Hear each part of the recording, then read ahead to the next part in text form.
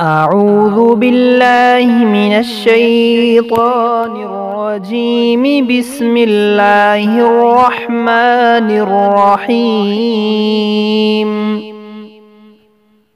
اللهم صل على سيدنا ومولانا محمد صلاة تنجينا بها من جميع الأهوال والآفات،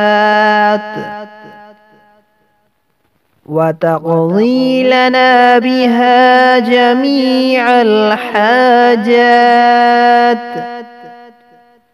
وتطهرنا بها من جميع السيئات، وترفعنا بها عندك أعلى الدرجات، وتبلغنا بها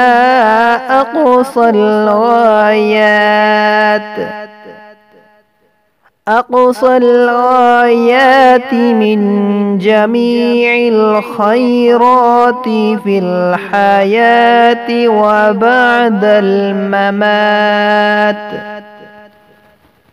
إنك على كل شيء قدير.